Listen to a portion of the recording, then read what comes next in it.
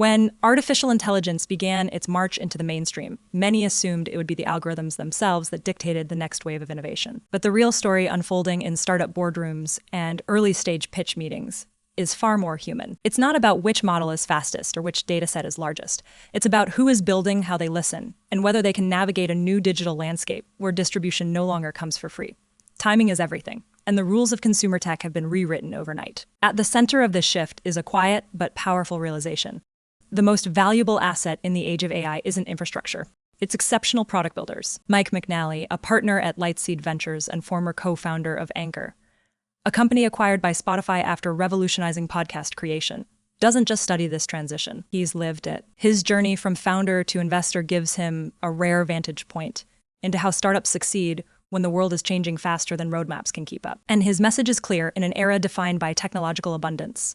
The edge belongs not to those with the best marketing strategy or the deepest pockets, but to founders who possess an almost obsessive focus on solving real problems through relentless product iteration. That begins with a fundamental shift in how investors like McNally allocate capital. In previous tech cycles, venture firms often backed specific use cases, predictive bets on what consumers might want next. But AI is too broad, too fast-moving, and too unpredictable for that logic to hold. Instead, the dominant strategy has become one of pattern recognition.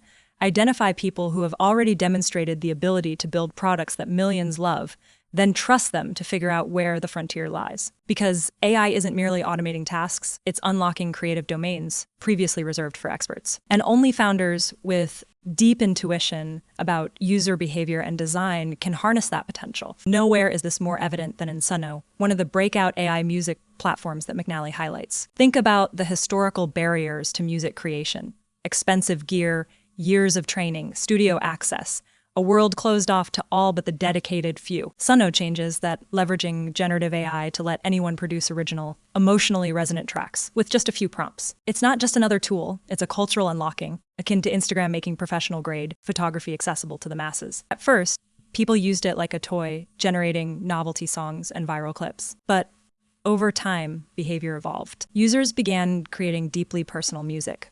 Songs for weddings, grief, self-expression, revealing real emotional utility and strong retention. That evolution from curiosity to meaningful use case signals product market fit in the truest sense. Yet, even with a breakout product, success is far from guaranteed. For consumer startups, the hardest variable isn't product quality or technical sophistication. It's timing. No amount of foresight can perfectly predict when a behavior will catch fire. Take the rise of Serial, the podcast that turned audio storytelling into a cultural phenomenon. The format existed for years before it exploded. Not because the technology changed, but because something in the collective psyche aligned. Founders don't control that moment. They can only be ready for it. And that unpredictability makes launching consumer apps a blend of strategy and luck, where great teams often fail simply because they're too early or too late. McNally knows this intimately from his time at Anchor. The original vision was a social audio platform, a place where users could chat and connect in real time. But early users weren't listening. They were creating, and what they wanted wasn't another listening app. It was help getting their podcasts onto Spotify and Apple. That seemingly small insight triggered a pivotal pivot from social networking to frictionless podcast publishing. The team responded by building tools that let anyone record, distribute, and monetize a show from their phone, often doing it manually at first, just to prove the concept. It was a textbook example of customer-driven innovation, and it saved the company. Because at the time, Anchor was weeks away from shutdown. With only 3 months of runway left, growth was stagnant. So the team imposed a brutal rule: 15% weekly growth, no exceptions. That forced them into extreme, unscalable actions, like having employees manually submit podcasts to Apple Podcasts using RSS feeds, one by one. There was no automation, no API, just people, spreadsheets, and sheer will, but it worked. Demand exploded once creators saw their shows appear on major platforms instantly. And only then did they go back and engineer the scalable infrastructure. This echoes one of Y Combinator's most famous mantras: do things that don't scale. In Anchor's case, those labor-intensive efforts weren't just a phase. They were the foundation of sustainable growth. The lesson here transcends startup lore. It speaks to a broader truth about innovation. Sometimes the path to scale runs through manual, inefficient beginnings. And in today's AI-driven landscape, that principle still holds, even as technology accelerates. Because While AI can generate content, personalize experiences, and keep users engaged longer, it hasn't solved the oldest problem in tech distribution. No matter how brilliant your app, if no one can find it, it doesn't matter. The platforms that once powered viral growth, Facebook, early iOS, Twitter, are now closed gateways. Organic reach is dead, and AI-native channels like OpenAI's GPT store haven't yet become meaningful distribution engines. So founders must bring their own audience or find clever, cost-effective ways to build one. And that's where a new consumer playbook has emerged. Micro-influencers. Not celebrities with millions of followers, but creators in the 1,000 to 10,000 range who offer authenticity, engagement, and, most importantly, a lower cost per conversion. These niche influencers often have deeper relationships with their audiences, making their endorsements feel less like ads and more like recommendations. On TikTok, YouTube, and Instagram, this strategy has become table stakes.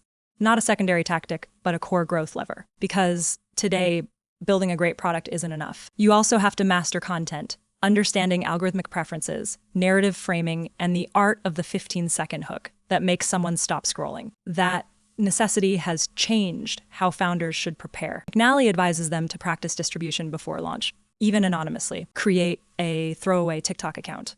Test messaging, see what resonates, learn what makes people care. This isn't about gaming the system. It's about developing taste, that subtle intuition that separates great communicators from good ones. Launch success often hinges on whether you can explain your product in under 10 seconds in a way that feels magical, not just functional. And that skill isn't innate. It's built through iteration, much like a product itself. These shifts are also reshaping the very fabric of social media. McNally frames it in 3 eras. The first was the social graph, platforms like Facebook and Twitter, where you followed people you knew. The second was the algorithmic feed, TikTok's For You page, where content is served based on interest, not identity. Now, we're entering the third, AI-generated content. Tools like OpenAI's Sora can create high-quality video from text prompts, meaning users may soon consume content generated for them, not just shared by others. Your feed could be populated by personalized narratives, virtual experiences, or AI avatars speaking in your voice with your likeness. A world where creation becomes effortless. This raises urgent questions about authenticity and ownership. If anyone can generate a video of you saying anything, what happens to trust? But it also opens new business models. Imagine licensing your face, voice, or style to be used in AI-generated content. A digital cameo economy, where influencers monetize their identity beyond live appearances. The implications stretch into entertainment, education, even politics. And while the ethics are still being debated, the commercial potential is undeniable. Perhaps the most exciting implication of AI, however, is its power to resurrect dead categories, domains long ignored because they were deemed too hard, too competitive, or too solved. Email apps stagnant for years. Now seeing a renaissance with AI-powered inboxes that triage, summarize, and draft replies. Bespoke learning paths that adapt in real time to how a student thinks, remembers, and engages. Health. Companies like Nori and Detronic are using large language models on personal health data, Apple Health, medical records, to deliver actionable insights. No doctor has time to provide. These aren't incremental improvements. They're transformations made possible by combining AI with deeply personal data that's finally being put to intelligent use. The mechanism is simple. AI doesn't just process data, it understands context. It knows what you already know, how you've responded to past lessons, what biometrics indicate about your stress levels. That allows it to act not as a static tool, but as a dynamic co-pilot, accelerating learning, improving decisions, extending human capability. For investors, this means entire categories once considered uninvestable are now ripe for disruption, but only if founders can balance innovation with trust, especially when handling sensitive data. What ties all of this together is a singular insight. AI is not just a technological layer, it's a cultural reset. It changes not only what we can build, but how we must operate. The advantage no longer lies in access to technology. OpenAI and Meta have commoditized much of that. It lies in taste, in speed, in the founder who listens harder, iterates faster, and understands that distribution is now a product in itself. The future belongs to those who can see the invisible, who grasp that the most powerful innovations often start as unscalable, human-driven experiments, and who remember that behind every algorithm, there's still a human need waiting to be met.